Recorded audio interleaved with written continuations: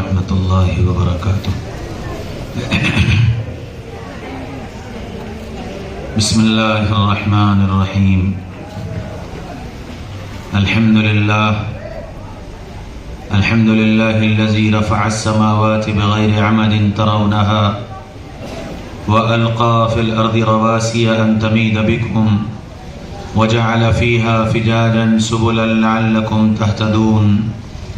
ونشهد أن لا إله إلا الله وحده لا شريك له ونشهد أن سيدنا ونبينا ومولانا محمدا عبده ورسوله وصلى الله عليه وعلى آله وأصحابه وأزواجه وبارك وسلم تسليما كثيرا كثيرا.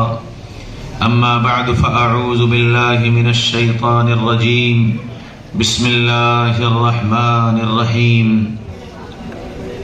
إن هذا القرآن يهدي للتي هي أقوم. وقال تبارك وتعالى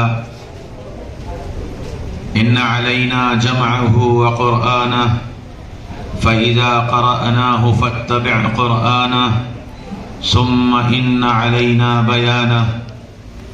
وقال رسول الله صلى الله تعالى عليه وسلم سيأتي زمان لا يبقى من الإسلام إلا اسمه ولا يبقى من القرآن إلا رسمه. وقال رسول الله صلى الله تعالى عليه وسلم إن الله يرفع بهذا الكتاب أقواما ويضع به آخرين أو كما قال عليه الصلاة والسلام. قابل قدر قابل احترام حضرات علماء کرام اور بہت ہی قابل قدر میرے بھائیوں، دوستوں، عزیزوں، بزرگوں اور بڑی امیدوں سے وابستہ میرے پیارے بچوں، دنیا کے اندر جب کوئی انسان یا کوئی کمپنی کوئی مشین بناتی ہے تو اس مشین کے استعمال کا طریقہ بتانے کے لیے دو راستے اختیار کیے جاتے ہیں. اگر مشین کم قیمت ہوتی ہے تو اس کے ساتھ خالی ایک گائیڈ بک رکھ دی جاتی ہے جس میں اس کے استعمال کا طریقہ لکھا ہوتا ہے کہ اس مشین کو کیسے استعمال کرنا.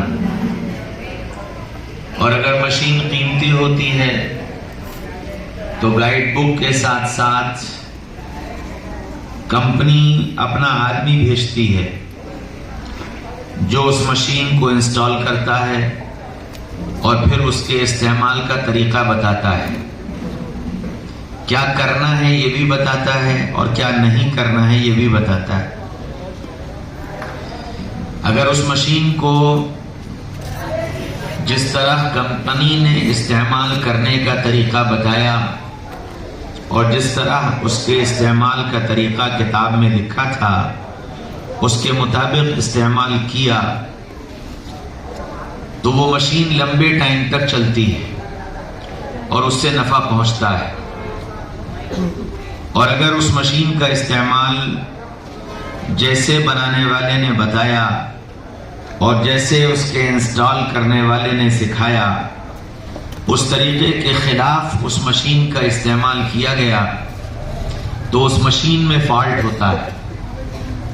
کبھی وہ فالٹ خالی اس مشین کے چلنے کو روک دیتا ہے اور کبھی وہ فالٹ اس مشین میں کو جلا دیتا ہے اور کبھی فالٹ اتنا خطرناک ہوتا ہے کہ آس پاس کے ماحول کو بھی جلا کر راکھ کر دیتا ہے. آپ نے 10 مرتبہ سنا ہوگا شو روم میں آگ لگ گئی. کیا ہوا؟ شارٹ سرکٹ ہو گیا. مشین کی آگ نے پورے شو روم کو جلا کر خاک کر دیا.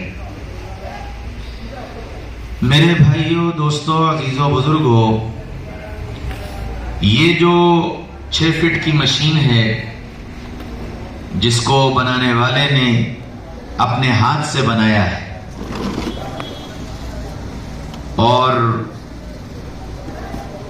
پوری کائنات میں سے سمیٹ کر کے بنایا ہے، لقد خلقنا الانسان فی سلالۃ من طین، کہ ہم نے اس کو کائنات کی مٹی جمع کر کے بنایا ہے، اور اس کے اندر ہم نے وہ ساری چیزیں جمع کر دی ہیں جو کائنات کے اندر موجود ہیں یا کائنات میں اس کی چیزوں سے اس کے لیے نفع مند ہو سکتی ہیں، وہ سب ہم نے اس کے اندر جمع کر دی۔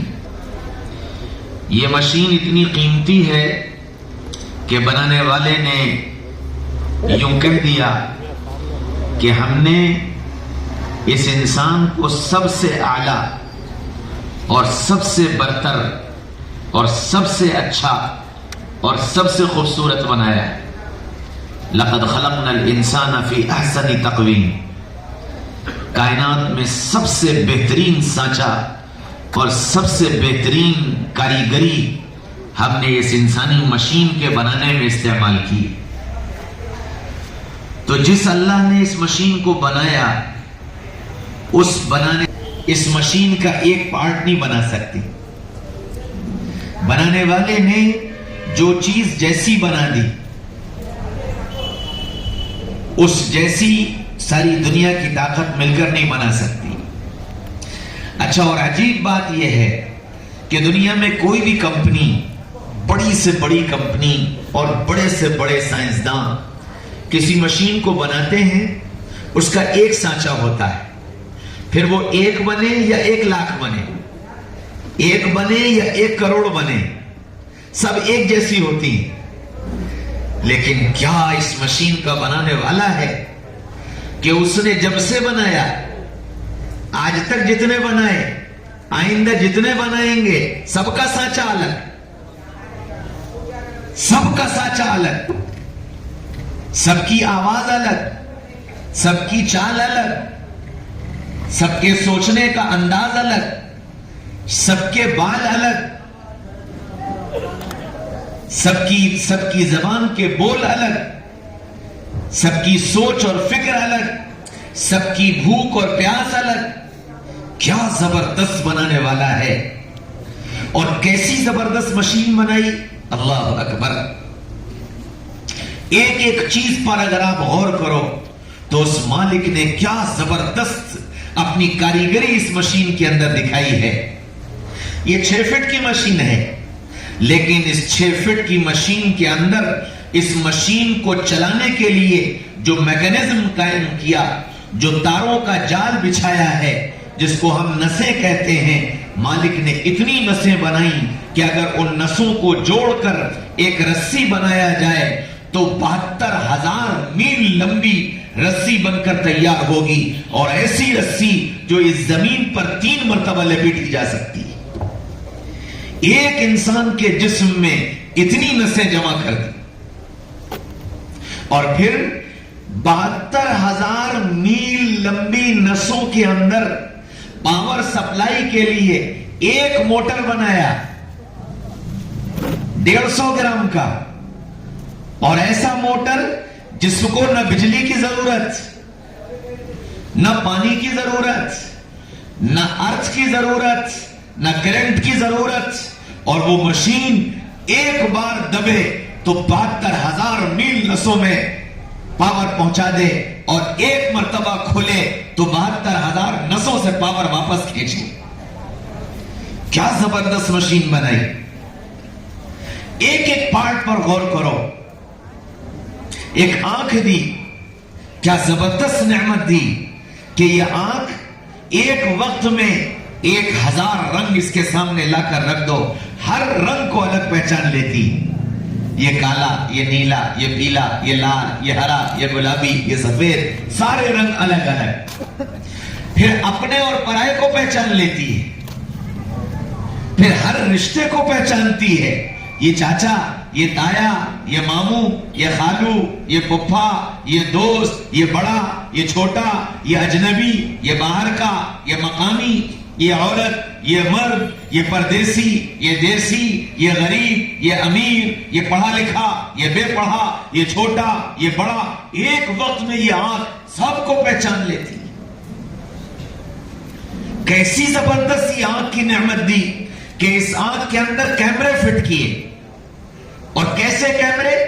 کہ ایک مرتبہ یہ سارا مجمع بیٹھا ہے، سب مجھے دیکھ رہا ہے، اور اس کی آنکھ کے اندر جو کیمرے لگے ہیں وہ میرے نیگیٹو کو سیو کر رہے ہیں. میرا نیگیٹو آپ کی آنکھوں کے کیمرے میں سیو ہو رہا ہے.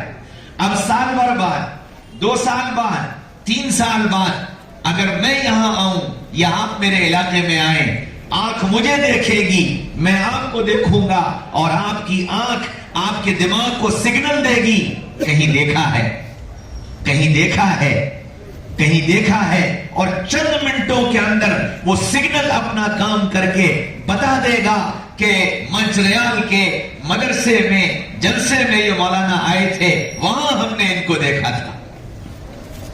کیا زبردست یہ آنکھ ہے کہ سارے رشتوں کو پہچانے، اپنے پرائے کو پہچانے، دوست دشمن کو پہچانے، چھوٹے بڑے کو پہچانے، امیر غریب کو پہچانے، بیمار صحت مند کو پہچانے، ہر ایک کو پہچانتی. ایسی زبردست آنکھ اللہ نے دی، اور اس ایک آنکھ کے اندر اللہ نے 1,00,000 کیمرے لگائے. اگر اللہ ان آنکھوں میں سے رشتوں کے پہچاننے کی صلاحیت چھین لے، سب نظر آئے گا، لیکن یہ نہ باپ کو جانے گا، نہ بھائی کو جانے گا، نہ بیٹے کو جانے گا، نہ بہن کو جانے گا، نہ دوست کو جانے گا، نہ اپنے کو جانے گا، نہ پرائے کو جانے گا. اللہ اس سے صرف رنگوں کی پہچان چھین لے تو اس کو ساری دنیا سفید نظر آئے گی. کیا مالک کا نظام ہے کہ اس نے آنکھوں میں رنگوں کا کیمرہ فٹ کر کے دنیا کے کروڑوں انسانوں کو روزگار دے دیا، کروڑوں انسانوں کو روزگار دے دیا. اگر ساری دنیا سفید نظر آتی تو پھر ساری پینٹ کی دکانیں بند، پھر کسی پینٹ کی ضرورت نہ پڑتی، پھر کسی کلر کی ضرورت نہ پڑتی، سارے کپڑوں کی دکانیں بند، ایک سفید دھاگے پر کپڑا بنتا رہتا اور ساری دنیا سفید پہنتی رہتی. سارے کپڑوں کے رنگ کرنے والوں کے کاروبار بند کہ جی رنگین رنگ کی ضرورت ہی نہیں، سب ختم. کتنے کاروبار صرف اس آنکھ میں کیمرے لگا کر دے دیے. پھر اور آگے چلو، اللہ نے کان دیا، کان کے اندر مائکروفون لگائے، اور ان مائکروفون کا کام متعین کیا کہ یہ مائکروفون آواز کو بھی پہچانے، دور اور قریب کو بھی پہچانے، اپنے اور پرائے کو بھی پہچانے. یہ کان آواز سنتا ہے، پیچھے سے ابا کی آواز، چچا کی آواز، تایا کی آواز، ماموں کی آواز، خالو کی آواز، پھپھا کی آواز، بہن کی آواز، ماں کی آواز، بیٹے کی آواز، بیٹی کی آواز، سب کو الگ الگ یہ کان آواز کے ذریعے سے پہچانتا ہے. یہ اپنے کی آواز، یہ پرائے کی آواز، یہ دوست کی آواز، یہ دشمن کی آواز، یہ بچے کی آواز، یہ بوڑھے کی آواز، یہ مرد کی آواز، یہ عورت کی آواز، ساری آوازوں کو یہ الگ الگ پہچان کر کے بتاتا ہے. اگر اللہ اس کے کانوں سے آوازوں کی پہچاننے کی صلاحیت چھین لے تو سارا کمیونیکیشن نظام درب برب. کوئی موبائل کام کا نہیں، کوئی ٹیلی فون کام کا نہیں، کوئی وائرلیس کام کا نہیں، کوئی واکی ٹاکی کام کا نہیں، سب فیل ہو جائے. مالک نے کانوں کے اندر سننے کی طاقت رکھی، ساتھ آوازوں کے پہچاننے کی طاقت رکھی کہ یہ آوازوں کو پہچانے گا. یہ حیدرآبادی آواز ہے، یہ یو پی کی آواز ہے، ہاں یہ ہندوستانی آواز ہے، یہ عربی آواز ہے، یہ انگریزی آواز ہے، یہ چائنیز آواز ہے. ساری آوازوں کو الگ الگ پہچانے. کیسا زبردست سننے کا نظام بنایا، اور ایک کان کے اندر 1,00,000 مائکروفون لگائے، ہر فون کے ذمے الگ کام. کیسا اس مشین کا بنانے والا ہے جس نے اتنی زبردست اور طاقتور مشین بنائی. پھر اس اللہ نے زبان دی تو زبان کے اندر ایک پورا کارخانہ فٹ کر دیا. زبان دی، سائنسدانوں نے لکھا ہے کہ ایک انسان کی زبان میں 3,000 سوراخ ہوتے ہیں، اور یہ 3,000 سوراخ 3 حصوں میں ڈیوائیڈ ہوتے ہیں. 1,000 چیزوں کا نمک بتاتے ہیں، 1,000 چیزوں کی مٹھاس بتاتے ہیں، 1,000 چیزوں کی کڑواہٹ بتاتے ہیں. پھر حصے بانٹے، آگے کے سوراخ نمک بتائیں گے، بیچ کے سوراخ مٹھاس بتائیں گے، آخر کے سوراخ کڑواہٹ بتائیں گے۔ دلیل، ماں نے سالن بنایا، سالن میں انگلی لگائی اور انگلی لگا کر یہاں رکھی، اور ماں فوراً بول اٹھی نمک ٹھیک ہے، نمک کم ہے، نمک زیادہ ہے۔ مٹھائی یہاں رکھو، زبان کچھ نہیں بولے گی۔ یہ مٹھائی یہاں پہنچی، زبان فوراً بولی میٹھا ہے۔ پھر کیسا میٹھا ہے؟ تو جتنے میٹھوں کے نام ہم نے دیے ہیں، زبان پھر ان کا نام بولتی ہے۔ جلیبی ہے، امرتی ہے، گلاب جامن ہے، برفی ہے، پیڑا ہے، انار ہے، انگور ہے، آم ہے، سیب ہے، کیلا ہے، پپیتا ہے، تربوز ہے، خربوزہ ہے، سارے نام الگ الگ بتاتی ہے، یہ زبان بتاتی ہے۔ دوا کی گولی یہاں رکھو، زبان کچھ نہیں بولے گی، یہاں رکھو، زبان کچھ نہیں بولے گی، لیکن جیسے ہی گولی یہاں پہنچتی ہے آواز آتی ہے، کڑوی ہے، کڑوی ہے، کڑوی ہے۔ اللہ زبان کے ان سوراخوں کو بند کر دے تو پھر نہ نمک، نہ میٹھا، نہ کڑوا، سب برابر، کروڑوں اربوں انسان بے روزگار ہو جائے، سارے ہوٹل ختم، سارے مٹھائی کی دکانیں بند، ساری کنفیکشنری بند، سارے چاٹ بند، سارے مسالے بند، سب بند، کیونکہ زبان کے اندر ذائقہ نہیں ہے۔ اللہ نے زبان میں ذائقے رکھ دیے۔ اچھا، یہ جو مشین تھی، اس مشین کے اندر آنکھ ایسی طاقتور، اتنی قیمتی، کان ایسے طاقتور، اتنے قیمتی، زبان ایسی طاقتور، اتنی قیمتی، لیکن اس مالک نے اس کا بل نہیں مانگا، بل نہیں مانگا۔ تم دنیا میں بجلی استعمال کرتے ہو، بجلی والے بل مانگتے ہیں کہ لاؤ بجلی کا بل ادا کرو۔ مالک نے یہ آنکھ دی، 24 گھنٹے تم اس کا استعمال کرتے ہو، دن دیکھو، رات دیکھو، صبح دیکھو، شام دیکھو، خوبصورت مناظر دیکھو، بدصورت مناظر دیکھو، اپنی راہیں دیکھو، اپنی آسانیاں دیکھو، اپنے عالیشان مکان دیکھو، اپنی گاڑیاں دیکھو، اپنی فیکٹریاں دیکھو، اپنی مزدوری دیکھو۔ یہ مالک نے آنکھ دی، اس مالک کا مجھ سے تو اس مالک نے اس کا کوئی بل نہیں مانگا۔ ہاں بس ایک بات کہی، ایک بات کہی، میرے بندوں، یہ جو میں نے آنکھ کی نعمت دی ہے، اس کا ایک بل ہے۔ وہ بل کیا ہے؟ کہ اس آنکھ سے نامحرم کو مت دیکھنا، اس آنکھ سے نامحرم کو مت دیکھنا، یہی اس آنکھ کا بل ہے، اس کو ادا کرنا۔ یہ آنکھ غلط نہ دیکھے، یہ آنکھ برا نہ دیکھے، یہ آنکھ گندا نہ دیکھے۔ قرآن میں حکم دیا، قل للمؤمنین یغضوا من ابصارہم، ان ایمان والوں سے کہیے اپنی نگاہوں کو نیچا رکھا کریں، اپنی نگاہوں کی حفاظت کیا کریں، کہ آنکھ گندی ہوگی دل گندا ہو جائے گا، آنکھ خراب ہوگی دل خراب ہو جائے گا۔ اس لیے اپنی آنکھوں کی حفاظت کرنا یہ میری دی ہوئی نعمت ہے، اس کا بل ادا کرنا۔ کل قیامت کے میدان میں تمہاری آنکھ کے بارے میں سوال کروں گا کہ تم نے اس آنکھ سے کیا دیکھا۔ ان السمع والبصر والفؤاد کل اولئک کان عنہ مسئولا، تمہاری آنکھوں کا، تمہارے کانوں کا، تمہارے دل کا کل قیامت کے میدان میں حساب ہوگا، اس کا بل تم سے لیا جائے گا۔ بتاؤ اس آنکھ سے تم نے جائز دیکھا، ناجائز دیکھا، حلال دیکھا، حرام دیکھا، اللہ کو راضی کرنے والا دیکھا، اللہ کو ناراض کرنے والا دیکھا، کیا دیکھا؟ اس آنکھ کے بارے میں مطالبہ ہوگا۔ میرے بھائیوں، دوستوں، عزیزوں، بزرگوں، غور کرو میں نے تم نے اپنی آنکھ کا استعمال کیسے کیا۔ یہ ایک نعمت ہے، اللہ نے دی ہے۔ ایک نوجوان ایک بزرگ کے پاس پہنچا، کہنے لگا جی حضرت مجھ سے آنکھ کا گناہ ہو جاتا ہے، میں اپنی آنکھ کو قابو میں رکھ نہیں پاتا، میری اس بیماری کا علاج کر دیجئے۔ اور بزرگ نے کہا کہ اچھا تم میرا ایک کام کر دو، میں تمہیں تمہاری بیماری کا علاج بتا دوں گا۔ وہ کہنے لگا جی حضرت۔ تو انہوں نے کہا دیکھو وہاں باورچی خانے میں ایک دودھ کا پیالہ رکھا ہے، وہ دودھ کا پیالہ بازار کے اس کنارے میرا ایک دوست رہتا ہے، اس کے گھر پہنچائی آؤ، لوٹ کر آؤ، میں تمہیں تمہاری بیماری کا علاج بتا دوں گا۔ ध्यान से सुनना, इस बीमारी में मैं और आप सब मुब्तला हैं और मैं और आप सब इस बीमारी से छुटकारा चाहते हैं। जर्रा बराबर भी अगर अल्लाह उसके रसूल की मोहब्बत है तो दिल में यह तकाजा पैदा होता है कि मैं अपनी आंखों की गंदगी से बाहर आ सकूं और मैं अपनी आंखों को बचा सकूं। हर आदमी चाहता है। वो जवान भी इसी फिक्र के साथ गया था कि मैं अपनी आंखों के गुनाह से बच सकूं। वो गया, उसने प्याला उठाया, प्याला दूध से लबालब भरा था, लेकर चलने लगा।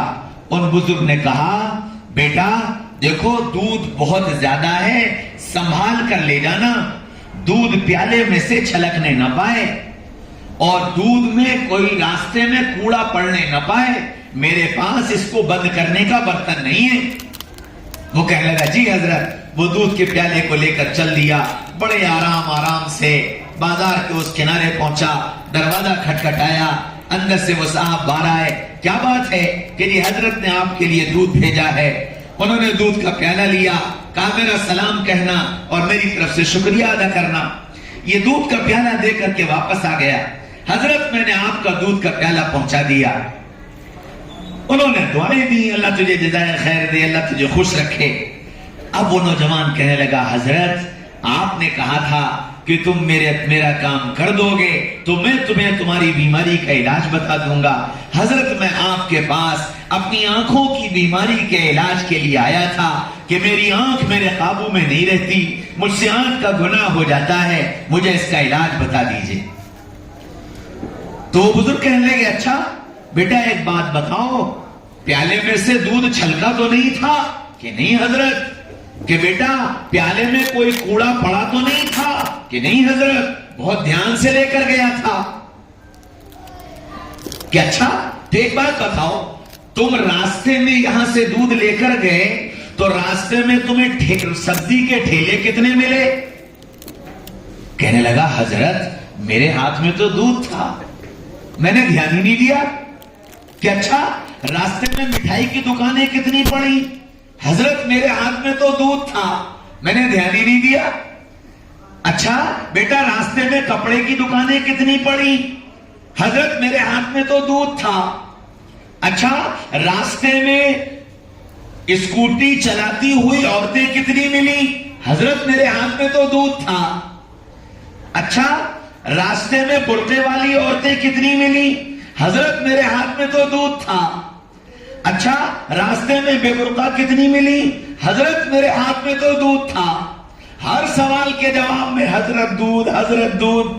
फरमाया बस बेटा यही तुम्हारा इलाज है, यही तुम्हारा इलाज है। वो कहने लगा, हजरत वो कैसे? फरमाया कि जब घर से बाहर निकला करो तो दिल के प्याले पर निगाह रखा करो कि इसमें से ईमान का नूर छलकने न पाए और गुनाह का कूड़ा पड़ने न पाए। ईमान का नूर छलकने न पाए और गुनाह का कूड़ा पड़ने न पाए। अगर अपने दिल के प्याले पर निगाह रखोगे तो फिर यह आंख गुनाह नहीं करेगी। तो अल्लाह ने यह आंख की नेमत दी है, इस आंख की हिफाजत करना यही आंख का बिल है। मेरे बंदो मैंने तुम्हें कान दिए, कान का कोई बिल नहीं मांगा। हाँ एक बिल मांगा है, एक बिल मांगा है कि इस कान से गाने मत सुनना, इस कान से गीबतें मत सुनना, इस कान से झूठी बातें मत सुनना। इसकी हिफाजत करना कि कान किसी गीबत पर, कान किसी गाने पर, कान किसी गलत बात पर मत लगाना। यही इस कान का बिल है। इस कान से सुनना तो अल्लाह की बड़ाई सुनना, नबी के तज़किरे सुनना, अल्लाह की तारीफ सुनना, नबी के तज़किरे सुनना। कान का इस्तेमाल इसलिए करना। मेरे बंदे मैंने तुझे जबान दी, कोई बिल नहीं मांगा। हाँ एक बिल मांगा है, झूठ मत बोलना, गीबत मत करना, झूठ मत बोलना, गीबत मत करना, अपनी जबान की हिफाजत करना। तो मेरे भाइयों, दोस्तों, अजीजों, बुजुर्गों, उस मालिक ने ये जो मशीन बनाई बड़ी कीमती। ये तो मैंने 2-3 चीजें बताई, आप अंदर गौर करोगे। दिल बनाया, गुर्दे बनाए, आंखें बनाई, पित्ता बनाया, میدا بنایا اور نہ جانے کیا کیا کیا کیا ایک کارخانہ اندر فٹ کر رکھا ہے جس کو وہ اپنے اشارے پر چلاتا ہے. ہم سوتے ہیں تو چلتا ہے, ہم جاگتے ہیں تو چلتا ہے, ہم کام کرتے ہیں تو چلتا ہے, ہم روتے ہیں تو چلتا ہے, ہم ہنستے ہیں تو چلتا ہے, ہم خوش ہوں تو چلے, ہم غمگین ہو تو چلے. ایسا کارخانہ جو 24 گھنٹے کام کرتا ہے. مالک نے اس مشین کو ایسا آٹومیٹک بنایا ہے کہ یہ خود بخود چلتی رہتی. اب جس مالک نے یہ مشین بنائی اس مالک نے اس کے استعمال کا طریقہ بتایا, اور طریقہ بتانے کے لیے دونوں کام کیے. کتاب بھی بھیجی اور استعمال کا طریقہ بتانے کے لیے سیدنا محمد رسول اللہ صلی اللہ علیہ وسلم کو بھی بھیجا, جنہوں نے آ کر دنیا کے بسنے والے انسانوں کو بتایا کہ یہ مشین کیسے استعمال ہوگی. تو قرآن مجھے تمہیں گائیڈنس دینے کے لیے آیا ہے. ہر قدم پر قرآن نے ہم کو گائیڈنس دی کہ تم کیسے چلنا, کیا کرنا اور کیا مت کرنا. چنانچہ اب انسان دنیا میں آیا, جب دنیا میں آیا تو کیا ہو, اللہ نے ماں باپ کو متوجہ کیا اور ماں باپ کو آواز دی, یا بنیا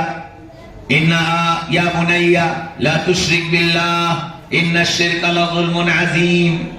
جس دن یہ بچہ دنیا میں آیا ماں باپ کو یہ سبق پڑھایا گیا کہ اپنے بیٹے کے دل میں اللہ کی وحدانیت کا سبق بٹھانا کہ اللہ ایک ہے, اس کا کوئی ساتھی نہیں, اس کا کوئی شریک نہیں, اس کے کوئی برابر کا نہیں. اللہ اکیلا ہے, اللہ تنہا ہے, اللہ بے نیاز ہے.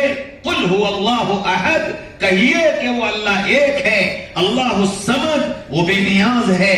لم یلد ولم یولد, نہ وہ کسی کی اولاد نہ اس کے کوئی اولاد. ولم یکن لہ کفوا احد, اور وہ کوئی اس کے برابر کا نہیں. یہ سبق خود بھی دل میں اتارو اور اپنے اولاد کے دل میں بھی یہ سبق اتارو. یہ پہلا سبق ہے جب دنیا کے اندر یہ انسان کا بچہ آیا, ماں باپ کے ذمہ یہ کام کیا کہ اس کے دل میں توحید کا سبق. دوسرا سبق, یا بنی انہا ان تک مثقال حبۃ من خردل فتکن فی صخرۃ او فی السماوات او فی الارض یأتی بہا اللہ. میرے بچے, میرے آنکھ کے تارے, میرے دل کے ٹکڑے, اس بات کا یقین رکھ کہ رائی کے دانے کے برابر کوئی کام آسمانوں میں اڑ کر, زمینوں کی تہوں میں جا کر, پہاڑوں کی چٹانوں کے پیچھے چھپ کر, دریاؤں کے اندر اتر کر تو رائی کے دانے کے برابر کوئی کام کرے گا. تیرا رب تیرے اس کام کو تیرے سامنے لا کر رکھنے کا ارادہ کرے گا, یأتی بہ اللہ, تو وہ تیرے سامنے لا کر رکھ دے. تو اس رب سے چھپا کر کچھ نہیں کر سکتا. یہ پہلا سبق ہے جو ماں باپ کو اپنے بچے کو پڑھانا ہے. تیسرا سبق, یا بنی اقم الصلاۃ وامر بالمعروف وانہ عن المنکر واصبر علی ما اصابک. میرے بچے, میرے دل کے ٹکڑے, میرے آنکھ کے تارے, تجھے اللہ نے دنیا میں اپنی نماز قائم کرنے کے لیے بھیجا, تجھے دنیا کے اندر بھلائی پھیلانے کے لیے بھیجا ہے, تجھے دنیا کے اندر برائی روکنے کے لیے بھیجا ہے, تجھے دنیا کے اندر حالات پر, تکلیفوں پر, مصیبتوں پر, پریشانیوں پر صبر کرنے کے لیے بھیجا ہے. ان تینوں چیزوں کو تجھے اختیار کرنا ہے, اس کو سیکھنا ہے, اس پر چلنا ہے. امی جان, ابو جان, آپ کی ذمہ داری ہے کہ آپ اس بچے کے دل میں نماز کی عظمت, نماز کی محبت, بھلائی کی دعوت, برائی سے روکنا, مصیبتوں پر, تکلیفوں پر, پریشانیوں پر صبر کرنا, اللہ سے مانگنا, یہ سکھانا, یہ آپ کی ذمہ داری ہے. قرآن نے بتایا. آگے چلیے, بچہ بڑا ہوا. اب بڑے ہونے کے بعد پہلی چیز, ماں باپ کے ساتھ بچے کو کیسے رہنا ہے. تو ماں باپ کو بتایا تھا کہ تم کو بچوں کے ساتھ کیا کرنا, پھر بچوں کو بتایا ماں باپ کے ساتھ کیسے رہنا. تو فرمایا وَقَضَىٰ رَبُّكَ أَلَّا تَعْبُدُوا إِلَّا إِيَّاهُ. یہ بات طے کر دی گئی کہ اس دھرتی پر پوجا صرف اللہ کی ہوگی، اور جیسے یہ طے ہے کہ عبادت اللہ کی ہوگی وبالوالدین احسانا، ایسے ہی یہ بھی طے ہے کہ ماں باپ کے ساتھ احسان کا معاملہ کیا جائے گا۔ انصاف نہیں، احسان کا معاملہ کیا جائے گا۔ انصاف کیا ہے؟ میں نے آپ کو 5 روپے دیے، آپ نے بدلے میں مجھے 5 روپے دے دیے، میں نے آپ کو کھانا کھلایا، بدلے میں آپ نے مجھے کھانا کھلا دیا، یہ انصاف ہے، یہ انصاف ہے۔ مطالبہ انصاف کا نہیں ہے، مطالبہ احسان کا ہے کہ ماں باپ کے ساتھ احسان کا معاملہ کرنا، احسان کا معاملہ کرنا۔ احسان کیا ہے؟ پھر آگے بتایا اما یبلغن عندک الکبر احدہما او کلاہما فلا تقل لہما اف ولا تنہرہما، کہ جب تمہارے ماں باپ بوڑھے ہو جائیں، کمزور ہو جائیں، بیمار پڑ جائیں، اپنی بات پوری کہہ نہ سکیں، یادداشت کمزور پڑ جائے، بات بار بار دہرائیں، تو پھر تم ان کی بات سے الجھنا مت، بگڑنا مت، ناراض مت ہونا، ڈانٹنا مت، چھڑکنا مت۔ کیا کرنا؟ وَقُلْ لَهُمَا قَوْلًا كَرِيمًا، پیار کی باتیں کرنا، پیار سے باتیں کرنا، پیار کی باتیں کرنا اور پیار سے باتیں کرنا۔ یہ بچوں کو بتایا ماں باپ کے ساتھ کیسے رہنا۔ پھر جی اور بڑا ہو گیا، اب کیا کریں؟ میرے بندوں، دن کیسے گزارو گے؟ دن کیسے گزارو گے؟ یا ایھا المدثر قم فانذر وربک فکبر وثیابک فطہر، او چادر لپیٹ کر بیٹھنے والے، اٹھ جاؤ، اٹھ جاؤ، تم دنیا میں بیٹھ کر وقت گزارنے کے لیے نہیں آئے ہو، تم جہاں بھی ہو اٹھو اور لوگوں میں چل پھر کر، دوڑ بھاگ کر، مل جل کر رب کی بڑائی بیان کرو، رب کی دعوت دو، رب کا تعارف کراؤ، رب کو پہچانواؤ، رب کی عظمت بتاؤ، رب کی قدرت بتاؤ، رب کے خزانے بتاؤ، رب کی رحمت بتاؤ، رب کی معافی بتاؤ، رب کے انعام بتاؤ، رب کے احسان بتاؤ، ساری دنیا کو رب کا تعارف کراؤ۔ یہ تمہاری ذمہ داری ہے۔ کاروبار کرتے کرتے، ملازمت کرتے کرتے، کھیتی کرتے کرتے، بازار میں چلتے چلتے، دوستی کرتے کرتے، ہر موقع پر تمہاری ذمہ داری ہے، سب کرو، ساتھ اپنے رب کی بڑائی بیان کرو، ساتھ اپنے رب کی بڑائی بیان کرو۔ ربک فکبر، اور کیا کرو؟ وثیابک فطہر، وثیابک فطہر، اور سنو، اپنے آپ کو پاک صاف رکھنا، اپنے آپ کو پاک صاف رکھنا، کپڑے بھی، دل بھی، کپڑے بھی، آنکھ بھی، کپڑے بھی، کان بھی، کپڑے بھی، دماغ بھی، سب کو پاک صاف رکھنا۔ کیوں؟ دن ہے، بازار ہے، محلہ ہے، یار دوست ہیں، ملنے جلنے والے ہیں، تذکرے کرنے والے ہیں، باتیں کرنے والے ہیں، ان سب کے بیچ میں جب رہو گے، کبھی بدنگاہی ہوگی، کبھی غیبت ہوگی، کبھی غیبت کرو گے، کبھی غیبت سنو گے، غلط خیالات آئیں گے، غلط سوچ بنے گی، غلط تصورات قائم ہوں گے۔ وثیابک فطہر، اپنے آپ کو ان ساری چیزوں سے پاک صاف رکھنا۔ تم دنیا میں اس لیے نہیں آئے ہو، تم تو رب کی بڑائی بیان کرنے کے لیے بھیجے گئے ہو۔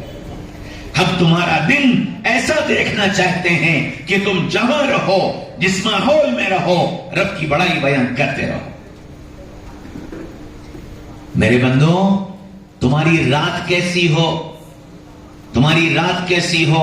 فرمایا یا ایھا المزمل قم اللیل الا قلیلا نصفہ او انقص منہ قلیلا، او چادر اوڑھ کر سونے والوں، اٹھ جاؤ، اٹھ جاؤ، مجھ سے باتیں کرو۔ کتنی دیر؟ نصفہ، آدھی رات تمہاری، آدھی رات ہماری، آدھی رات سو لیا کرو، آدھی رات مجھ سے باتیں کر لیا کرو۔ اللہ تو اللہ ہے، اللہ جانتا تھا کہ 1400 سال کے بعد کا جو مسلمان ہوگا، یہ آدھی رات بازاروں میں گزارے گا، یاروں دوستوں میں گزارے گا، چوپالوں میں گزارے گا، ہوٹلوں پہ گزارے گا، ان سب جگہ آدھی رات گزار دے گا، تو یہ آدھی مجھے کہاں دے پائے گا؟ تو اللہ نے اگلا جملہ کہا، نصفہ، آدھی دے دو، یہ نہ دے سکو، او انقص، اچھا آدھی سے کم، ایک تہائی میری، 2/3 تمہاری، 2/3 سو لو، کام کر لو، کھانا کھا لو، یعنی دوستی نبھا لو، اور 1/3 مجھے دے دو۔ اللہ جانتا تھا کہ 1/3 بھی ان کے بس کی بات نہیں، 1/3 یاروں کی، 1/3 دوستوں کی، 1/3 موبائل کی، 1/3 موبائل کی، 1/3 فیس بک کی، 1/3 انسٹاگرام کی، 1/3 واٹس ایپ کی، 1/3 اسنیپ چیٹ کی، ان پر یہ 1/3 گزار دے گا تو یہ مجھے 1/3 کہاں سے دے دے گا؟ تو اللہ نے پھر تیسرا جملہ کہا، نصفہ، آدھی، او انقص، اس سے کم، منہ قلیلا، منہ قلیلا۔ اچھا تھوڑی سی دیر، 10 منٹ، 15 منٹ، 2 رکعت، 4 رکعت میرے سامنے کھڑے ہو جایا کرو، مجھ سے باتیں کیا کرو۔ کیا کرو؟ وَرَتِّلِ الْقُرْآنَ تَرْتِيلًا، اچھا قرآن پڑھ کر سناؤ، اچھا قرآن پڑھ کر سناؤ، اپنے دکھڑے سناؤ، اپنا درد سناؤ، اپنی حاجتیں سناؤ، اپنی ضرورتیں سناؤ، اپنی تکلیفیں سناؤ۔ میں سننے کے لیے بیٹھا ہوں، میں دینے کے لیے بیٹھا ہوں۔ ہاں یہ بات یاد رکھنا، یہ رات جب ملے گی جب دن ویسا گزرے گا، یہ رات جب ملے گی جب دن پاک صاف گزرے گا، یہ رات جب ملے گی جب دن رب کی بڑائی کے ساتھ گزرے گا، یہ رات جب ملے گی جب خیالات دل میں پاک ہوں گے، یہ رات جب ملے گی جب زبان دل میں پاک ہوگی، تب یہ رات ملے گی۔ اور میں تم سے ایسی رات دیکھنا چاہتا ہوں، رات ایسی گزارو۔ ہاں میرے بھائیوں، دوستوں، عزیزوں، بزرگوں، پھر گھریلو زندگی کیسے گزارو؟ فرمایا وَعَاشِرُوهُنَّ بِالْمَعْرُوفِ، ان سے کہیے آپس میں مل جل کر رہا کریں، محبت سے رہا کریں، غصہ نہ کیا کریں۔ وَالْكَاظِمِينَ الْغَيْظَ وَالْعَافِينَ عَنِ النَّاسِ وَاللَّهُ يُحِبُّ الْمُحْسِنِينَ، ان کو سمجھائیے کہ غصہ کیوں نہیں کرنا، غصہ کیوں نہیں کرنا۔ فرمایا کہ جو اللہ پر ایمان رکھتا ہے، رسول اللہ پر ایمان رکھتا ہے، اس کو اگر غصہ آ بھی جائے تو اپنے غصے کو برداشت کر لیتا ہے، برداشت کر لیتا ہے، غلطی کرنے والے کو معاف کر دیتا ہے، اور جس سے غلطی ہوئی ہے اس کے ساتھ احسان کرتا ہے۔ حضرت حسین رضی اللہ عنہ بیٹھے ہوئے، سردی کا زمانہ ہے، وضو کرنا ہے، نوکرانی کو آواز دی گرم پانی لے کر آؤ، وضو کرنا ہے۔ خادمہ گرم پانی لے کر کے آئی اور آ کر پیچھے کھڑی ہو گئی، میرے آقا پانی لے آئی۔ یہ سنا تو حضرت حسین مڑے برتن پر ہاتھ لگا، وہ گرم پانی کا برتن حضرت حسین پر پلٹ گیا اور حضرت حسین جل گئے۔ نوکرانی تھی، اس کے ہاتھ سے پانی گرا تھا، جسم جل گیا تھا، فطری بات تھی غصہ آنا۔ غصہ آ گیا، چہرہ لال ہو گیا، پیشانی پر بل پڑے، گھور کر اسے دیکھا، جیسے ہی اسے گھور کر دیکھا وہ پیچھے ہٹی اور پیچھے ہٹ کر کہنے لگی والکاظمین الغیظ، والکاظمین الغیظ۔ ایمان والے، اللہ اور اس کے رسول سے محبت کرنے والے جب غصہ آتا ہے تو اس غصے کو برداشت کر لیا کرتے ہیں۔ حضرت حسین رضی اللہ عنہ نے یہ جملہ سنا، پیشانی کے بل ختم ہو گئے، چہرے کی سرخی ختم ہو گئی۔ اس نے دیکھا تیر نشانے پر لگا ہے، فوراً اگلا جملہ بولی وَالْعَافِينَ عَنِ النَّاسِ وَالْعَافِينَ عَنِ النَّاسِ۔ اللہ اور اس کے رسول سے محبت کرنے والے غلطی کرنے والوں کو معاف کر دیا کرتے ہیں۔ فرمایا جاؤ معاف کیا، جاؤ معاف کیا۔ اس نے پھر فوراً تیسرا جملہ کہا وَاللَّهُ يُحِبُّ الْمُحْسِنِينَ، اور اللہ احسان کرنے والوں کو پسند کرتا ہے۔ فرمایا جاؤ آزاد کیا، جاؤ آزاد کیا۔ ہاں میرے بھائیوں، دوستوں، عزیزوں، بزرگوں، قرآن نے بتایا کہ گھریلو زندگی کو خوبصورت بنانے کا راستہ کیا ہے۔ پہلی بات آپس میں مل جل کر رہو، دوسری بات غصہ مت کرو، غصہ مت کرو، غصہ آئے برداشت کرو، غلطی کرنے والے کو معاف کرو، اور جس سے غلطی ہو جائے اس پر احسان کرو۔ تم مردوں کی کیا ذمہ داری؟ نساؤکم حرث لکم، اے مردوں یہ عورتیں تمہارے لیے تمہارے کھیتوں کی طرح ہیں، جس طرح کسان جب کھیت میں فصل پک کر تیار ہو جاتی ہے تو اس کی حفاظت کرتا ہے، کوئی اس کو رونق نہ ڈالے، کوئی اس کو برباد نہ کر دے، کوئی فصل کو نقصان نہ پہنچا دے، کسان اس کھیت کی حفاظت کرتا ہے۔ اے مردوں، یہ عورتیں تمہارے لیے کھیتیوں کی طرح ہے، تم بھی ان کی اسی طرح حفاظت کرو، کوئی انہیں رونق نہ ڈالے، کوئی انہیں برباد نہ کر دے، کوئی ان کو نقصان نہ پہنچا دے، تم ان کے محافظ ہو، ان کی حفاظت کرنا۔ گھر کا ماحول خوبصورت کیسے بنے گا؟ ہن لباس لکم وانتم لباس لہن۔ اے مردوں، تم عورتوں کے لیے لباس کی جگہ پر ہو، اور اے عورتوں، تم مردوں کے لیے لباس کی جگہ پر ہو۔ کیا مطلب؟ لباس جسم کے عیبوں کو چھپا لیتا ہے، جسم کے خراب حصوں کو چھپا لیتا ہے۔ تو گویا بتایا گیا کہ مردوں، اپنی عورتوں کے عیبوں کو چھپانا یہ تمہاری ذمہ داری ہے، اور اے عورتوں، اپنے مردوں کے عیبوں کو چھپانا یہ تمہاری ذمہ داری ہے۔ ہن لباس لکم وانتم لباس لہن۔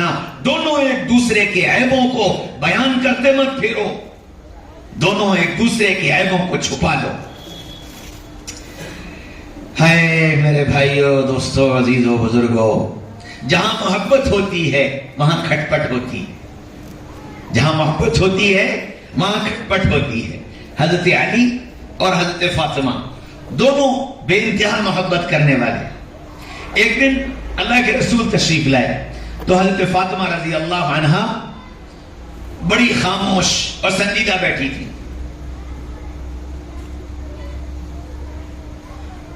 اللہ کے رسول آئے، پوچھا بیٹی فاطمہ کیا بات ہے، بڑی پریشان لگ رہی ہو؟ کہنے لگی ابا علی سے لڑائی ہو گئی اور علی ناراض ہو گئے، ناراض ہو کر چلے گئے، پتہ نہیں کہاں گئے۔ فرمایا اچھا، میں ابھی علی کو ڈھونڈ کر لایا۔ اور اللہ کے رسول فوراً نکلے۔ اس زمانے میں تو جو ناراض ہوتا تھا وہ بھی مسجد جاتا تھا، اور جو خوش ہوتا تھا وہ بھی مسجد جاتا تھا۔ تو اللہ کے رسول سمجھ گئے علی ناراض ہیں، مسجد گئے ہوں گے، سیدھے مسجد پہنچے۔ مسجد میں دروازے سے داخل ہوئے، سامنے حضرت علی لیٹے ہوئے تھے۔ حضرت علی نے رسول اللہ کو آتے دیکھا، آسمان کی طرف دیکھا کہ یہ وقت تو ان کا میرے گھر جانے کا ہے، یہ مسجد میں کیسے آ گئے؟ کہانی سمجھ میں آ گئی۔ گھر گئے ہوں گے، بیٹی نے شکایت کی ہوگی، اب آ رہے ہیں، ڈانٹ پڑے گی۔ یہ اتنا سوچا، اللہ کے رسول جیسی داخل ہوئے اور قریب آئے تو حضرت علی نے ادھر کروٹ لی، دوسری طرف منہ کر کے لیٹ گئے۔ اللہ کے رسول صلی اللہ علیہ وسلم بھی ادھر نہیں آئے، ادھر آ کر کھڑے ہو گئے اور کھڑے ہو کر علی کو دیکھنے لگے۔ علی نے جو کروٹ لی تو پیٹھ پر مٹی لگی ہوئی تھی۔ اب اللہ کے رسول یہ سوچنے لگے کہ میں علی کو یہ کیسے بتاؤں کہ میں ناراض نہیں ہوں۔ علی تو ڈر رہے ہیں کہ آئے ہیں، ڈانٹ پڑے گی، ناراض ہوں گے، اور اللہ کے رسول یہ سوچ رہے کہ میں علی کو یہ کیسے سمجھاؤں کہ میں ناراض نہیں ہوں۔ تو علی کی پیٹھ کی مٹی دیکھی تو آواز دی، قم یا ابا تراب، قم یا ابا تراب، مٹی کے ابا اٹھ جاؤ، مٹی کے ابا اٹھ جاؤ۔ اور یہ جملہ بول کر رسول اللہ صلی اللہ علیہ وسلم نے پیغام دے دیا علی کو، ناراض نہیں ہوں، ناراض نہیں ہوں، مذاق کیا۔ حضرت علی رضی اللہ عنہ مسکراتے ہوئے اور پیٹھ کو جھاڑتے ہوئے اٹھ کر کھڑے ہو گئے۔ اللہ کے رسول نے ہاتھ پکڑا اور ہاتھ پکڑ کر چل لیے، کچھ نہیں کہا، کچھ نہیں پوچھا، سیدھے علی کو لے کر گھر آئے، اور گھر پر آ کر اللہ کے رسول خود لیٹ گئے، خود لیٹ گئے۔ فرمایا بیٹی فاطمہ آؤ میرے پاس لیٹ جاؤ۔ فاطمہ کو اپنے پاس لٹایا، پھر دوسرا ہاتھ پھیلایا، بیٹا علی آؤ تم بھی لیٹ جاؤ، ان کو بھی اپنے پاس لٹایا۔ فاطمہ کا ہاتھ پکڑا، اپنے سینے پر رکھا، علی کا ہاتھ پکڑا، فاطمہ کے ہاتھ پر رکھا، اور دونوں کے ہاتھ پر پھر اپنا ہاتھ رکھا، اور پھر یوں کہا، دونوں کہو ہماری صلح ہو گئی۔ بیٹی فاطمہ تم کہو میری علی سے صلح ہو گئی۔ فاطمہ مسکرائی اور مسکرا کر کہنے لگی میری علی سے صلح ہو گئی۔ پھر علی سے کہا، علی بیٹا تم کہو میری فاطمہ سے صلح ہو گئی۔ علی مسکرائے اور مسکرا کر کہنے لگے میری فاطمہ سے صلح ہو گئی۔ پھر اللہ کے رسول مسکرائے، اٹھ کر بیٹھے، دونوں کے سر پر ہاتھ پھیرا، دعائیں دی اور گھر سے باہر نکل آئے۔ باہر سیدنا عمر ملے، اللہ کے رسول کو دیکھا، کہنے لگے واہ یا رسول اللہ کیا بات ہے، چہرہ بڑا چمک رہا ہے، بڑے خوش نظر آ رہے ہیں۔ فرمایا ہاں علی اور فاطمہ کی صلح کرا کر آ رہا ہوں، علی اور فاطمہ کی صلح کرا کر آ رہا ہوں۔ میرے بھائیوں میرے بھائیوں میرے بھائیوں، رسول اللہ صلی اللہ علیہ وسلم نے اس ایک واقعے کے ذریعے سے سسر کو، ساس کو، باپ کو، بیٹے کو، بیٹی کو، بہو کو، داماد کو، سب کو کیسے جوڑا جاتا ہے پیغام دے دیا۔ دو باتیں بتائیں۔ پہلی بات تو یہ بتائی کہ اگر بیٹا اور بہو میں، بیٹی اور داماد میں کبھی کھٹ پٹ ہو جائے تو کہانیاں سننے مت بیٹھنا، بتاؤ کیا ہوا، کیسے ہوا، کیوں ہوا، کس نے کیا، کہانیاں سننے مت بیٹھنا۔ ایک پیغام تو یہ دیا۔ دوسرا پیغام یہ دیا کہ جب کبھی کھٹ پٹ ہو جائے تو مسئلہ پنچایت میں لے کر مت جانا، مسئلہ پنچایت میں جائے گا، پنچایت والے اپنی ناک کی خاطر تمہارے گھر کو توڑ دیں گے، اپنی ناک کی خاطر تمہارے گھر کو برباد کر دیں گے۔ جب کبھی ایسا ہو جائے آپس میں مسئلے کو حل کر لینا، پچھلی باتوں کا تذکرہ مت کرنا، آگے اچھی زندگی گزارنے کا فیصلہ کرنا۔ گھر بن جائیں گے، محبتیں قائم ہو جائیں گی۔ یہ جو کھٹ پٹ ہوئی ہے محبت کی وجہ سے ہوئی، محبت کی زیادتی کی وجہ سے ہوئی۔ نبی پاک صلی اللہ علیہ وسلم نے سکھایا گھر کی زندگی کو خوبصورت کیسے بنایا جاتا ہے۔ حضرت عائشہ رضی اللہ عنہا سے رسول اللہ صلی اللہ علیہ وسلم کے بارے میں پوچھا گیا، اللہ کے رسول گھر میں کیسے رہتے تھے؟ فرمایا کان بسامن ضحاکن، گھر کے اندر ہنستے تھے، ہنساتے تھے، مسکراتے تھے، گھر والوں کے چہروں پر مسکراہٹ لاتے تھے۔ پوچھا گیا گھر کے باہر کیسے رہتے تھے؟ دائم الفکر متواصل الاحزان، گھر کے باہر ایسے فکر مند رہتے تھے مانو مصیبتوں کے پہاڑ ان پر ٹوٹ گئے، اور اتنے غمگین رہتے تھے ایسا لگتا تھا کہ سارے جہاں کا درد انہی کے جگر میں۔ ہماری زندگی اس کے بالکل الٹ ہے، بالکل الٹ۔ گھر کے باہر ہم سے زیادہ با اخلاق کوئی نہیں، ہم سے زیادہ محفلوں کو جمانے والا کوئی نہیں، ہم سے زیادہ لوگوں کے چہروں پر مسکراہٹ لانے والا کوئی نہیں، ہم سے زیادہ یار باش کوئی نہیں۔ اور گھر کے اندر الامان الحفیظ۔ ایک جگہ میں گیا اپنے ایک دوست کے گھر، اب وہ دوست جب گھر میں داخل ہوا، گیٹ سے ہم لوگ داخل ہوئے تو گھر میں بچے ادھم مچا رہے تھے، گھر والے بھی ہنس رہے تھے، مذاق چل رہا تھا، بچے شور مچا رہے تھے۔ یہ میرا دوست اندر جیسے ہی گیا تو ایسا لگا کہ جیسے سب کو سانپ سونگھ گیا ہو، سناٹا چھا گیا گھر کے اندر۔ میرا بہت قریبی دوست تھا، رشتہ داری بھی تھی، اندر آنا جانا تھا، میں بھی پیچھے پیچھے گیا۔ میں نے کہا یار تمہارے گھر میں تو بالکل سناٹا ہے۔ کہ نہیں وہ ذرا گھر والے میرا لحاظ کرتے ہیں۔ میں نے دیکھا کہ پردے کے پیچھے اس کی بیٹی کھڑی تھی اور وہ وہاں سے پڑھ پڑھ کر کے ابا کی طرف پھونک مار رہی تھی۔ اس کی بیوی باورچی خانے میں کھانا بنا رہی تھی، ہاتھ اس کا ہنڈیا میں چل رہا تھا اور کنکیوں سے وہ شوہر کو دیکھ رہی تھی اور وہاں سے منہ کر کے پھونک مار رہی تھی۔ اب وہ یہ سب میں دیکھتا رہا، میں نے کہا یا اللہ یہ کیا ہو رہا۔ تھوڑی دیر کے بعد پھر ہم لوگ پھر باہر نکلے تو میرا دوست آگے نکلا، میں تھوڑا رک گیا جائزہ لینے کے لیے۔ تو وہ جیسے ہی باہر نکل کے گیا، چند سیکنڈوں کا فرق تھا، ان سیکنڈوں کے بیچ میں میں نے گھر والوں کی آواز سنی، الحمدللہ ابا چلے گئے، ابا چلے گئے۔ یہ گھر کا ماحول۔ اور اللہ کے نبی نے کیا سکھایا؟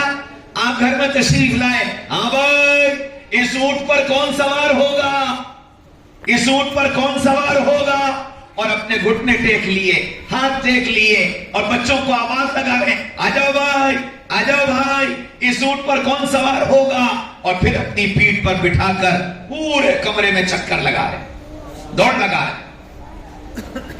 عید کا دن آیا, اللہ کے رسول عید کی نماز پڑھا کر آئے, تھک گئے تھے, چادر اوڑھ کر لیٹ گئے. عائشہ کی سہیلیاں آ گئیں, سب اندر جمع ہو گئیں, بیٹھ گئیں, اشعار گنگنانے لگیں اور زور زور سے اشعار پڑھ رہی. ابو بکر آ گئے, داخل ہوئے, دیکھا اللہ کے رسول چادر اوڑھے لیٹے ہیں, اندر سے شور کی آواز آ رہی ہے, جلدی سے آگے بڑھے. عائشہ چپ کر, چپ کر, رسول اللہ سو رہے ہیں. اتنی بات سنی. ابو بکر, ابو بکر, انہیں کچھ مت کہو, آج عید کا دن ہے, انہیں خوشی منانے دو, انہیں خوشی منانے دو. گھر کی زندگی سکھائی, آپ تشریف لائے. عائشہ کھانا نہیں بنایا؟ یا رسول اللہ آج تو میری طبیعت نہیں ٹھیک ہو رہی, میری ہمت ہی نہیں ہوئی, چلو دونوں مل کر کھانا بنائیں گے, سالن تم بناؤ, آٹا میں گوندھے دیتا ہوں. عائشہ گھر کی صفائی نہیں کی؟ یا رسول اللہ مجھ سے تو آج جھکا ہی نہیں جا رہا, کمر میں درد ہو رہا. فرمایا اچھا عائشہ سالن تم بنا لو, جھاڑو میں لگائے دیتا. گھر کی زندگی کو خوبصورت بنانا سکھایا. اللہ اکبر. اللہ تعالیٰ جب دین دے دیتا ہے, تبلیغ میں چلے گئے, 4 مہینے لگائی آئے, چلہ لگائی آئے, 2 ماہ کی ترتیب میں ہو رہی آئے, تہجد کے پابند بن گئے, تہجد پڑھنے لگے. تو اب کیا سمجھتے ہیں کہ گھر کی بیوی کو, بچوں کو, پوتے کو, پوتی کو, نواسے کو, نواسی کو, سب کو تہجد گزار ہونا چاہیے. اب سب کو تہجد گزار بنانے کے لیے سب کو ڈانٹ رہا ہے. صبح اٹھ کے تہجد پڑھ کر کے اب اس نے دیکھا کہ بیوی سو رہی, اٹھتی نہیں ہو, نماز قضا کرو گی, ہوش نہیں ہے, تم ایسا کرو گی, بچوں کا کیا ہوگا. اب وہ بیچاری کسی طرح سے اٹھی, اور اٹھتے ہی اس نے صبح صبح ڈانٹ کے جملے سن لی. ہاں میرے بھائیوں, دوستوں, عزیزوں, بزرگوں, رسول اللہ صلی اللہ علیہ وسلم نے بھی ہم کو اپنی بیوی کو جگانا سکھایا کہ بیوی کو کیسے جگایا جاتا ہے. اللہ کے رسول تہجد کی نماز پڑھ رہے ہیں, عائشہ سو رہی ہیں, چھوٹا سا گھر ہے, وہیں سونا ہے, وہیں عبادت کرنا ہے. عائشہ سو رہی ہیں, اللہ کے رسول نماز کی نیت باندھ کر کھڑے ہو گئے, رکوع کیا, سجدے میں جانے لگے. عائشہ کے پیر پھیلے ہوئے تھے, اپنے انگوٹھے سے عائشہ کے پیر کے انگوٹھے کو دبایا, عائشہ نے پیر سمیٹ لیے, آپ نے سجدہ کر لیا, سجدے سے فارغ ہوئے, دوسری رکعت کے لیے کھڑے ہو گئے, عائشہ نے پھر پیر پھیلا لیا. پوری نماز ایسے ہی ہو گئی. اب آپ تہجد سے فارغ ہو گئے, عائشہ سو رہی ہیں, اللہ کے رسول اپنے بستر پر جا کر لیٹ گئے, اور اب آواز دی, کیا کہا, کلمینی یا حمیرہ, کلمینی یا حمیرہ, لال گڑیا آؤ باتیں کریں, لال گڑیا آؤ باتیں کریں. سوتے میں باتیں ہوں گی, سوتے میں باتیں ہوں گی. کلمینی یا حمیرہ, آؤ لال گڑیا باتیں کریں. عائشہ اٹھی اور اٹھ کر آ کر رسول اللہ کے بغل میں لیٹ گئیں. اب رسول اللہ نے باتیں شروع کر دی, عائشہ کی نیند اچک گئی. فرمایا عائشہ چلو اپنے اللہ کو یاد کریں, چلو اپنے اللہ کو یاد کریں. ہاں میرے بھائیوں, دوستوں, عزیزوں, بزرگوں, نبی پاک صلی اللہ علیہ وسلم مجھے تمہیں گھریلو زندگی خوبصورت بنانا سکھا کر گئے. 11 نکاح کیے, 11, اور 11 کو سنبھالا. مجھ سے تم سے تو ایک نہیں سنبھلتی, 11 کو سنبھالا. اور کیسے سنبھالا, اللہ اکبر. سب کی سیرت اٹھا کر پڑھ لو, کسی ایک کی سیرت میں یہ نہیں ملتا کہ مجھے ڈانٹا, مجھے مارا, مجھے جھڑکا, مجھے دھکا دیا, مجھے گھر سے باہر نکال دیا. کسی ایک کی سیرت میں نہیں ملتا. میں نکاح پڑھا رہا تھا تو میں سوچنے لگا ایک دن کہ اللہ کے رسول نے 11 نکاح کیوں کیے. علماء نے بہت ساری وجوہات لکھی ہیں اس کی. اللہ نے ذہن میں بات ڈالی کہ دنیا میں کسی مرد کے نکاح میں عورت کس کس شکل میں آ سکتی ہے. وہ جس سے نکاح ہو رہا ہے اس سے عمر میں چھوٹی ہوگی, اس کے برابر کی ہوگی, اس سے بڑی ہوگی, بیوہ ہوگی, کنواری ہوگی, طلاق شدہ ہوگی, مالدار ہوگی, غریب ہوگی, شہزادی ہوگی, نوکرانی ہوگی. اس کے علاوہ تو کوئی قسم نہیں, عورت کی اور کوئی قسم تو نہیں. اب رسول اللہ کی بیویاں دیکھو، عائشہ کنواری، خدیجہ مالدار، سودا برابر کی، عائشہ چھوٹی، خدیجہ بڑی، جویریہ شہزادی، ماریہ نوکرانی، ام سلمہ بیوہ، زینب طلاق شدہ، جتنی قسمیں تھیں رسول اللہ کے نکاح میں جمع کر کے یہ پیغام دے دیا کہ کل کوئی امت کا فرد یہ نہ کہہ سکے کہ میرے نکاح میں ایسی عورت تھی اور رسول اللہ نے اس کے ساتھ رہ کر زندگی گزارنا ہمیں نہیں سکھایا۔ اس لیے اللہ نے ساری عورتوں کو رسول اللہ کے نکاح میں جمع کی۔ گھر کی زندگی خوبصورت کیسی بنی؟ حضرت صفیہ رضی اللہ عنہا نے حلوہ بنایا، حلوہ بہت اچھا بنا۔ ظاہر بات ہے جب کوئی چیز اچھی بنتی ہے تو ہر بیوی کی خواہش یہ ہوتی ہے کہ میں اپنے شوہر کو کھلاؤں۔ حضرت صفیہ کے دل میں بھی یہ خواہش جاگی کہ لاؤ رسول اللہ کو لے جا کر حلوہ کھلا دوں۔ حلوہ لے کر کے وہ عائشہ کے گھر آئیں، باری عائشہ کی تھی، رسول اللہ عائشہ کے یہاں تھے، کنڈی بجائی، عائشہ نے دروازہ کھولا، صفیہ اس وقت تم یہاں کیسے؟ عائشہ حلوہ بنایا تھا، حلوہ بہت اچھا بنا، دل چاہا رسول اللہ کو کھلا دوں، حلوہ لے کر آئی تھی۔ کہنے لگی اچھا صفیہ ذرا میں بھی تو دیکھوں تیرا حلوہ، ذرا میں بھی تو دیکھوں تیرا حلوہ۔ صفیہ نے فوراً پیالے پہ سے ڈھکن ہٹایا، عائشہ دیکھو۔ جیسے عائشہ کی طرف بڑھایا، عائشہ نے دونوں ہاتھ حلوے کے پیالے میں ڈال کر اور حلوہ ہاتھوں میں لے کر صفیہ کے منہ پہ مل دیا۔ میرا گھر، میری باری، حلوہ تم کھلاؤ گی؟ میرا گھر، میری باری، حلوہ تم کھلاؤ گی؟ اب یہ جو کھٹ پٹ ہوئی، رسول اللہ آ گئے۔ عائشہ کیا ہوا؟ اب عائشہ کچھ نہیں بولی، صرف یوں کر کے صفیہ کی طرف دیکھا۔ اللہ کے رسول نے صفیہ کا چہرہ دیکھا تو چہرے پہ حلوہ لگا تھا۔ اب صفیہ سے پوچھا، صفیہ کیا ہوا؟ یہ دیکھیے یا رسول اللہ، میں نے حلوہ بنایا، آپ کے لیے حلوہ لائی، دیکھیے عائشہ نے یہ کیا کر دیا۔ اللہ کے رسول مسکرائے اور عائشہ کے پیچھے آ کر کھڑے ہو گئے اور پیچھے سے عائشہ کے دونوں ہاتھ یوں کر کے پکڑ لی۔ فرمائے صفیہ اب پیالے میں جتنا حلوہ بچا ہے تم لے کر عائشہ کے منہ پر مل دو۔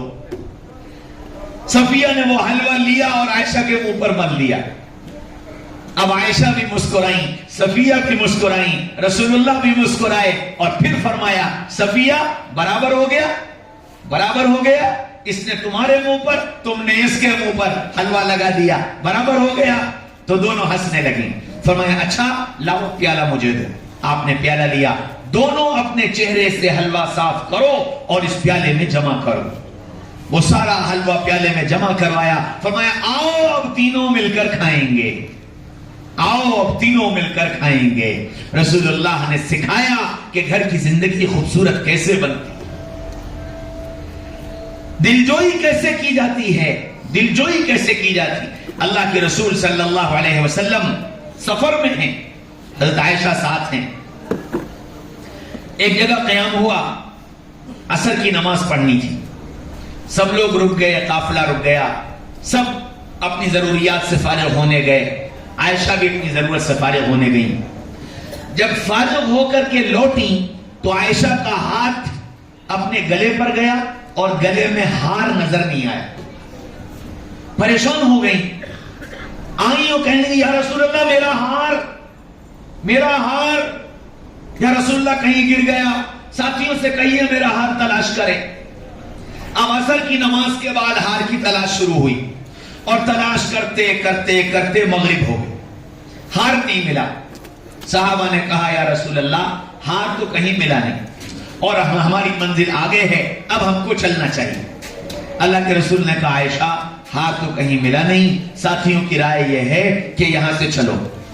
کہنے لگی یا رسول اللہ آخر جائے گا کہاں، ہوگا تو یہی، اور اب ہم آگے نہیں جائیں گے جب تک کہ ہار نہیں مل جائے۔ جا کہاں رہے تھے؟ اللہ کے راستے میں، مارکے پر جا رہے تھے، اور بیوی کیا کہہ رہی ہے؟ میرا ہار ڈھونڈو، کہیں ہوتی میری تمہاری۔ اتنی سناتے اسے، اتنی سناتے کہ تیرے ہار کی وجہ سے ہم اتنا بڑا کام روک دیں اور اتنے سارے لوگوں کو پریشان کر دیں، چل بھاگ یہاں سے تو اور تیرا ہار۔ اللہ کے رسول نے کہا بھائی آج رات ہم یہیں قیام کریں گے اور عائشہ کا ہار ڈھونڈیں گے۔ اندھیرا ہو گیا، مغرب عشاء پڑھ لی گئی، سو گئے، ہار نہیں ملا۔ اب جب صبح ہوئی، فجر کا وقت آیا تو قافلے کے پاس پانی ختم، کسی کے پاس وضو کا پانی نہیں۔ سارے صحابہ پریشان ہو گئے کہ آج فجر گئی، سب کی فجر گئی، اور اب جتنے تھے وہ سب ابو بکر کے پاس آ گئے۔ ابو بکر تیری بیٹی کی وجہ سے آج سب کی فجر چلی گئی، تیری بیٹی کی وجہ سے آج سب کی فجر چلی گئی۔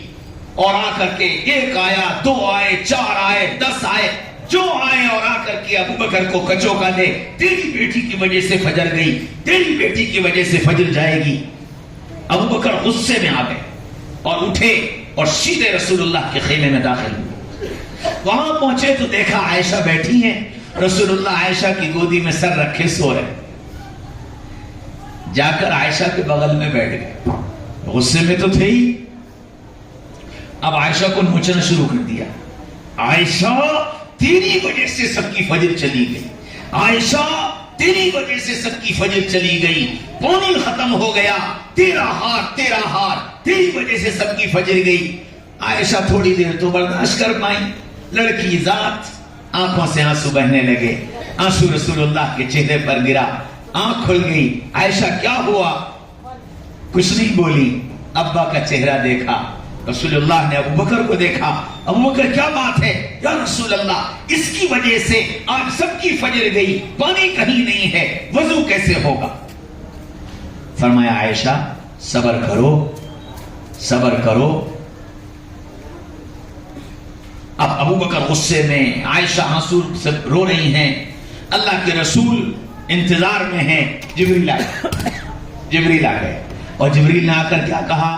ان کنتم جنوبا فطہروا، ان کنتم علی سفر فتیمموا، ان کنتم علی سفر فإن لم تجدوا ماء فتيمموا سعيدا طيبا فامسحوا بوجوهكم وأيديكم إلى المرافق۔ اے محمد صلی اللہ علیہ وسلم ان لوگوں سے کہیے پریشان نہ ہو، اگر سفر میں ہو اور بیمار ہو اور پانی نہ ہو تو مٹی سے تیمم کر لیں اور تیمم کر کے نماز پڑھ لیں۔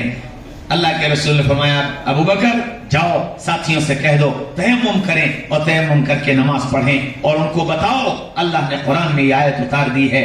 ابو بکر باہر آئے، سارے صحابہ غصے میں ابو بکر کا انتظار کر رہے ہیں۔ ابو بکر کیا ہوا؟ حضرت ابو بکر آئے، کہنے لگے کہ اطمینان کرو، اللہ کا حکم آ گیا ہے کہ اگر تمہارے پاس پانی نہیں ہے اور تم سفر کی حالت میں ہو تو مٹی سے تیمم کر کے نماز پڑھ لو۔ اب وہ سارے صحابہ جو غصہ ہو رہے تھے ابو بکر کا شکرانہ ادا کرنے لگے۔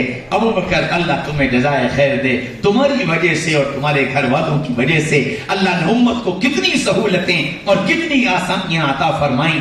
ابو بکر تمہارے احسانات کا بدلہ کوئی نہیں دے سکتا۔ ہاں میرے بھائیوں، دوستوں، عزیزوں، بزرگوں، رسول اللہ صلی اللہ علیہ وسلم نے سکھایا کہ گھریلو زندگی کو خوبصورت کیسے بنایا جاتا ہے۔ آگے بڑھیے، دوستی کس سے کرنا؟ رسول اللہ صلی اللہ علیہ وسلم نے بتایا، یا قرآن نے بتایا، یا ایھا الذین آمنوا اتقوا اللہ وکونوا مع الصادقین، اے ایمان والوں اللہ سے ڈرو اور سچوں سے دوستی کرنا، سچوں کے ساتھ رہنا، جھوٹ مت بولنا اور جھوٹوں کے ساتھ دوستی مت کرنا۔ دوستوں میں باتیں کیا کرنا؟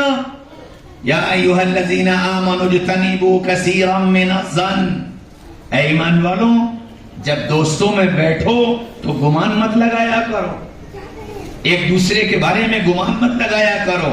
ولا تجسسوا، ایک دوسرے کی ٹوہ میں مت لگا کرو۔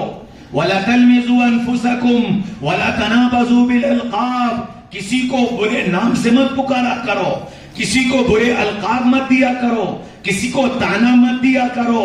ولا یغتب بعضکم بعضا، ایک دوسرے کی غیبت مت کیا کرو۔ دوستوں کی گفتگو بتا دی، آپس میں مل کر بیٹھو تو کیا کرو؟ فَاذْكُرُوا ذِكْرًا كَثِيرًا، اللہ کی بات کرو، اللہ کے تذکرے کرو، آخرت کے تذکرے کرو، جنت کے تذکرے کرو، یہ کرو، ایک دوسرے کی باتیں مت کرو۔ دوستی سکھائی، کس سے دوستی کرو؟ تجارت کیسے کرو؟ یا ایھا الذین آمنوا اتقوا اللہ وذروا ما بقی من الربا، اے ایمان والوں اپنے آپ کو سود سے بچانا۔ احل اللہ البیع وحرم الربا، اللہ نے تجارت حلال کی ہے، سود کو حرام کیا ہے، اپنے کو سود سے بچانا۔ قرآن نے بتایا کہ اب لین دین کیسے کرنا۔ یا ایھا الذین آمنوا اذا تداینتم بدین الی اجل مسمى فاکتبوہ، اے ایمان والوں جب آپس میں لین دین کیا کرو اسے لکھ لیا کرو، لکھے ہوئے پر گواہ بنا لیا کرو تاکہ آپس میں بدمزگیاں پیدا نہ ہو۔ قرآن ایک ایک چیز بتاتا ہے، لیکن میرے بھائیوں میں نے تم نے قرآن کو پس پش ڈالا، میں نے تم نے قرآن کو صرف ثواب کی کتاب سمجھا۔ قرآن پڑھیں گے نیکیاں ملیں گی، قرآن پڑھیں گے ثواب ملے گا۔ میں نے تم نے وہ قرآن جو انسانیت کو زندگی دینے کے لیے آئی تھی، اس قرآن کو میں نے مرنے کے لیے استعمال کرنا شروع کر دیا۔ دادا اور پردادا کا انتقال ہو رہا تھا، بیمار پڑے تھے، سانس اٹکی ہوئی تھی، بولے صاحب آ کر سورہ یاسین سنا دو تاکہ ابا آسانی سے مر جائے، دادا آسانی سے مر جائیں۔ ہائے جو قرآن زندگی دینے کے لیے آیا تھا اس کو مارنے کے لیے استعمال کیا جانے لگا۔ قرآن صرف اسی بھر کا رہ گیا، ثواب کما لو، ثواب کما لو، ثواب کما لو۔ ثواب تو یقینی چیز ہے، قرآن تو ہر قدم پر میری تمہاری رہبری اور رہنمائی کرنے کے لیے آیا تھا، لیکن میں نے تم نے اپنے قرآن کے رشتے کو مضبوط کمزور کر لیا۔ اس لیے میرے بھائیوں، دوستوں، عزیزوں، بزرگوں، اپنے رشتے کو قرآن سے مضبوط کرو۔ قرآن میری تمہاری زندگی کا ایک گائیڈ بک ہے جو میری تمہاری رہبری اور رہنمائی کرنے کے لیے آیا ہے۔ اگر تم نے اپنی زندگی کو قرآن پر ڈھال کر گزارا تو انشاءاللہ زندگی میں چین ہی چین ہوگا، زندگی میں مزے ہی مزے ہوں گے۔ قرآن والی زندگی اختیار کریں۔ محمد رسول اللہ صلی اللہ علیہ وسلم ہم کو قرآن دے کر گئے اور چھوڑ کر گئے، فرمایا ہم تمہارے درمیان میں دو چیزیں چھوڑ کر جا رہے ہیں، ترکت فیکم امرین، تمہارے درمیان میں دو چیزیں چھوڑ کر جا رہے ہیں، کتاب اللہ و سنت رسولی، ایک اللہ کی کتاب قرآن ہے اور ایک میری زندگی ہے جو تمہارے درمیان میں ہے۔ اپنی زندگی کی رہبری اور رہنمائی کے لیے قرآن اٹھا کر دیکھنا اور میری سنت اٹھا کر دیکھنا، اگر ان دونوں کو دیکھ کر چلو گے منزل تک پہنچ جاؤ گے اور کامیاب ہو جاؤ گے۔ اگر قرآن چھوڑ دو گے، میری زندگی کو چھوڑ دو گے تو ناکام ہوتے چلے جاؤ گے۔ اس لیے میرے بھائیوں، دوستوں، عزیزوں، بزرگوں، میں اور تم اپنے رشتے کو قرآن سے اور رسول اللہ صلی اللہ علیہ وسلم کی سنت سے جوڑنے کی کوشش کریں۔ قرآن میری تمہاری مکمل رہبری اور رہنمائی کرنے آیا ہے، میں نے صرف چند اشارے کیے، چند چیزیں میں نے آپ کو بتائی ہیں، ورنہ قرآن ایک ایک قدم پر میری زندگی میں، میرے علاقے میں، میرے ملک میں، میرے ماحول میں، میری قوم میں جو حالات آ رہے ہیں ان سب کی رہبری اور رہنمائی قرآن کرتا ہے کہ ان حالات میں ہمیں کیا کرنا ہے، کیسے کرنا ہے۔ وقت اجازت نہیں دیتا، ورنہ میں آپ کو بتاتا کہ اس وقت میں اور اس ماحول میں قرآن کی کیا ہدایات ہے اور قرآن اس وقت ہمیں تمہیں کون سی راہ دکھا رہا ہے۔ اسی لیے قرآن نے ایک حکم دیا کہ اگر تمہیں نہیں معلوم ہے فَاسْأَلُوا أَهْلَ الذِّكْرِ إِن كُنتُمْ لَا تَعْلَمُونَ، اگر تم نہیں جانتے ہو تو جاننے والوں سے معلوم کرو، پوچھ کر چلو۔ پھر فرمایا وَاتَّبِعْ سَبِيلَ مَنْ أَنَابَ إِلَيَّ ثُمَّ إِلَيَّ مَرْجِعُكُمْ فَأُنَبِّئُكُمْ بِمَا كُنتُمْ تَعْمَلُونَ۔ تم اگر نہیں جانتے ہو تو ایسے لوگوں کا اتباع اختیار کرو اور ان کے پیچھے چلو جو اللہ سے ڈرنے والے، اللہ کے سامنے رونے والے، اللہ کے احکامات کا اتباع کرنے والے، نبی کے طریقے پر چلنے والے، ان کے پیچھے چلتے چلے جاؤ، تم اپنی منزل تک پہنچ جاؤ گے۔ یہ قرآن کی ہدایت ہے۔ اس لیے یہ اتنا بڑا مجمع بیٹھا ہے، ان سب سے میری درخواست ہے کہ آج یہاں سے یہ نیت لے کر اٹھو کہ اپنی زندگی کے تمام مسائل میں ہم اپنے علماء سے پوچھ کر قرآن اور سنت کی رہبری اور رہنمائی میں اپنی زندگی گزاریں۔ کرو گے انشاءاللہ؟ اور دوسری بات، یہ جتنا مجمع بیٹھا ہے قرآن سے اپنے رشتے کو مضبوط کرے۔ رمضان آ رہا ہے، قرآن سے رشتہ بڑھانے کا موقع ملے گا۔ ہم سب اپنی زندگی کی بہار قرآن کو بنائیں۔ اللہ مجھے بھی قرآن والا بنا دے، آپ سب کو بھی قرآن والا بنا دے۔ قرآن پر عمل کرنا اور قرآن کو لے کر چلنا، قرآن والی زندگی گزارنا اللہ میرے لیے بھی آسان فرمائے، آپ سب کے لیے بھی آسان فرمائے۔ اللہ مجھے اور آپ کو کہنے سننے سے زیادہ عمل کرنے والا بنا دے۔ وآخر دعوانا ان الحمد للہ رب العالمین۔